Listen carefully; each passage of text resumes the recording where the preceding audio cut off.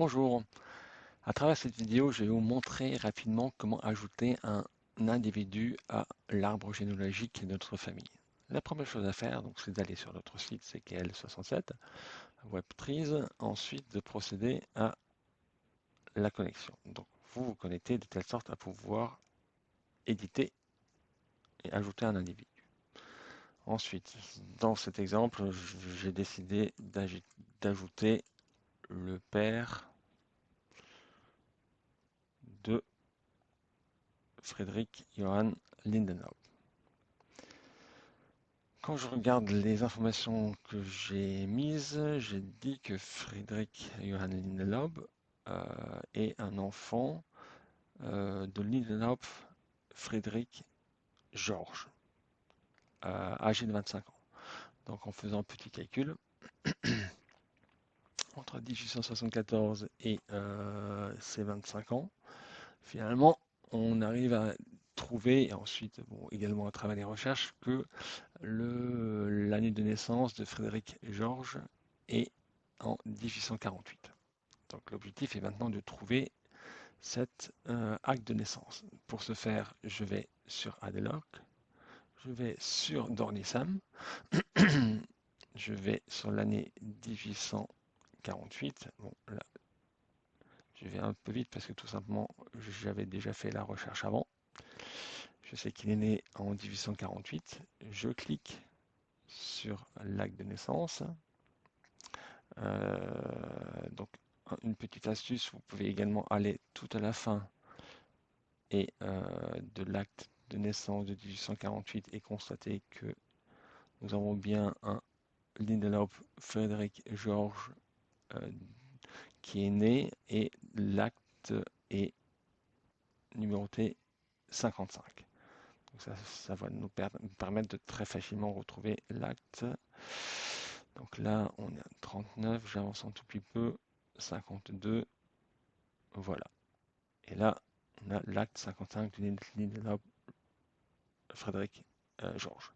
Première chose à faire, on va sauvegarder cette information. Voilà, enregistrer le fichier. Ensuite, une fois que le fichier est enregistré, on va tout de suite également procéder à l'extraction de l'information qui nous intéresse. Donc pour ça, comme, comme vous avez pu le voir en lisant la documentation du site, j'utilise Breeze. Donc je lance Breeze. En Breeze, je charge le fichier là qui est dans mes fichiers téléchargés. Voilà. Qui va être celui-là, je présume. Voilà. Ok. Il le charge. Et c'est bien ça. Donc, pour éviter de garder toute la page, je vais juste sélectionner ce qui m'intéresse. Ce sera beaucoup plus simple en lecture par la suite. Là, je sens un petit peu. Voilà. Et je procède au crop, en fait, au découpage. Voilà. Et maintenant, je me retrouve, donc automatiquement, je peux en même temps quitter l'outil Brice. Et en même temps, donc voilà, je me retrouve avec l'acte de naissance de numéro 55 de Lindelof Georges. Donc, ce que je vous conseille, la première chose à faire, c'est d'essayer d'extraire les informations les plus importantes à travers un petit éditeur de texte, chose que j'ai déjà commencé ici.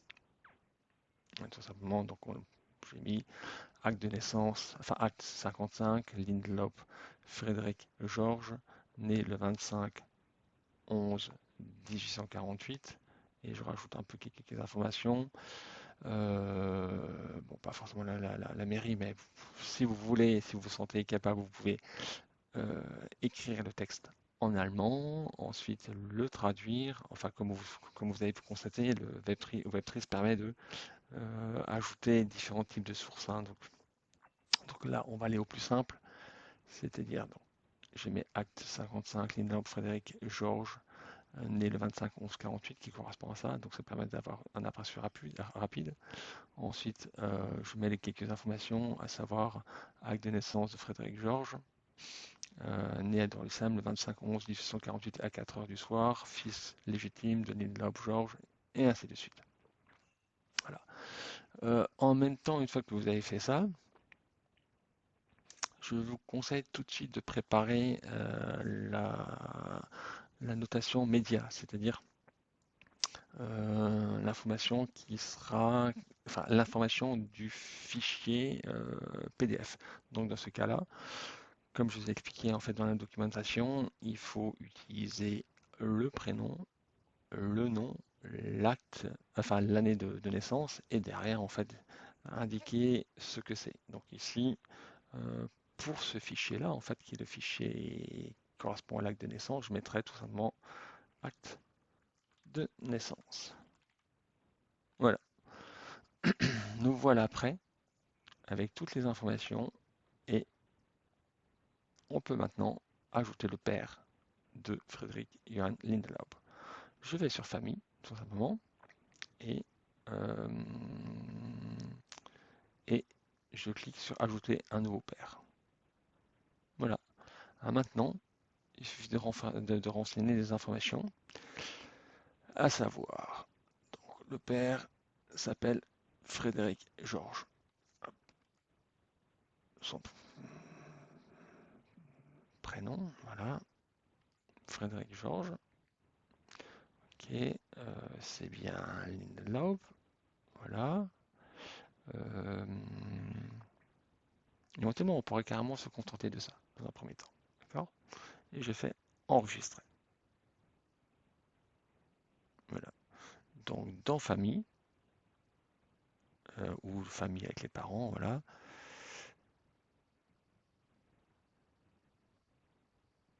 on voit que le père, c'est Frédéric Georges. Donc, je peux cliquer dessus, voilà.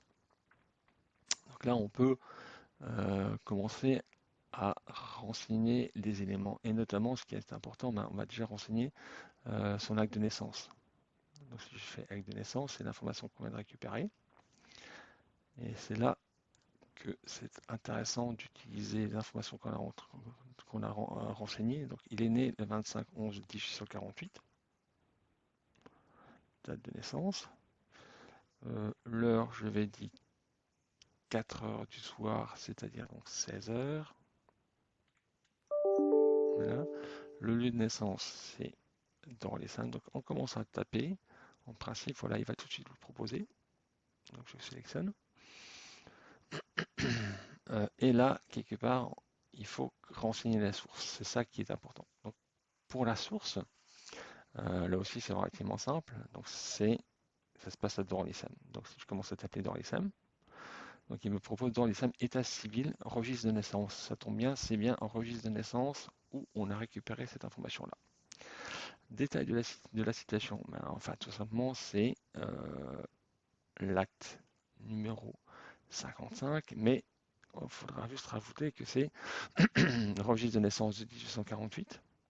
Donc on peut éventuellement rajouter ça.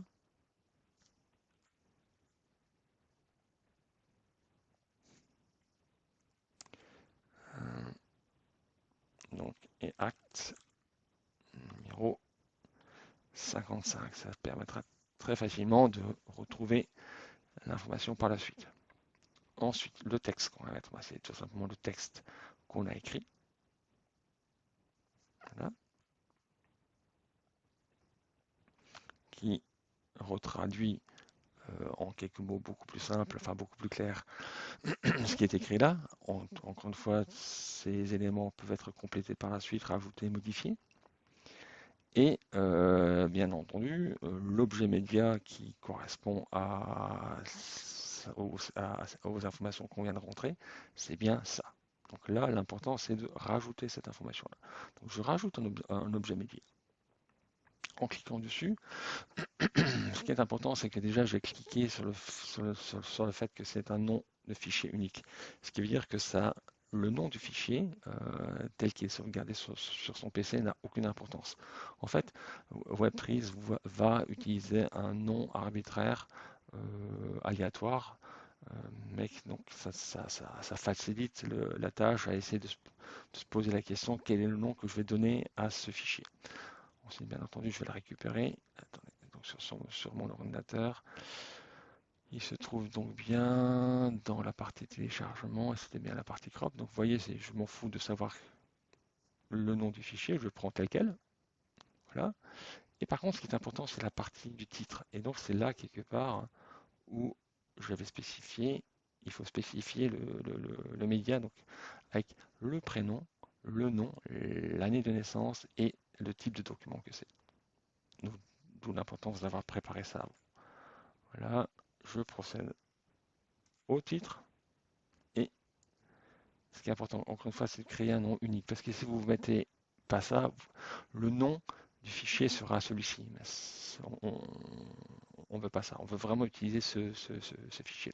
Et je fais enregistrer. Voilà. Donc le fichier a bien été enregistré et rajouté. Et là, je fais enregistrer. Voilà. Donc maintenant, on se retrouve avec Frédéric Georges Lindelaub et avec les informations qu'on a rentrées, c'est-à-dire que le détail de la situation, donc c'est un registre de naissance 1848, acte numéro 55, le texte. Et pour les personnes donc, qui veulent avoir plus de détails, il suffit de cliquer là-dessus, d'ouvrir dans un nouvel onglet, et là, finalement, on se retrouve avec le texte original. Voilà. Donc, on vient d'ajouter Frédéric Georges et avec donc, son fils, qui est Frédéric Johan Lindelof. Voilà pour la façon d'ajouter un individu. Peut-être encore une petite chose. Donc là, vous voyez que par exemple, en fait, au niveau du nom, j'ai gardé Frédéric Johan Lindlob qui est issu de l'acte de naissance, mais je peux franciser ce nom tout simplement en ajoutant un nom. Et donc, je mettrai donc Frédéric, pardon. Jean, voilà, son nom bien entendu qui ne change pas, Lindlaub, voilà, et j'enregistre. Donc nous voilà, en fait, Frédéric Jean Lindlaub avec, ou Frédéric Johannan avec ses deux prénoms, et là on peut choisir quel est le prénom usuel ou de préférence. Et donc là, il suffit de le mettre en premier et j'enregistre. Donc ça nous permet, donc là, par défaut, ça sera Frédéric Jean Lindenlaub, ce qui permet en fait d'ajouter autant de prénoms à un individu. Alors là, encore une fois, par rapport à Frédéric Jean, je ne sais pas du tout s'il s'appelait Frédéric Jean ou Lindenlaub. Je pense que cette information, on l'aura sur l'acte de décès. Donc il suffit maintenant de récupérer l'acte de décès et voir par rapport à le nom qui est spécifié, et ça nous permettra à ce moment-là de valider quel était le nom usuel de Frédéric Jean Lindenlaub. En espérant que ces quelques explications vous auront permis de comprendre la démarche. Elle n'est pas très très bien compliquée. Par contre, en fait, encore une fois, ce qui est important, c'est que pour chaque élément, chaque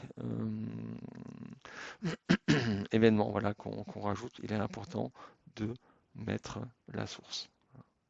Voilà, n'hésitez pas à revenir à moi si vous avez des questions.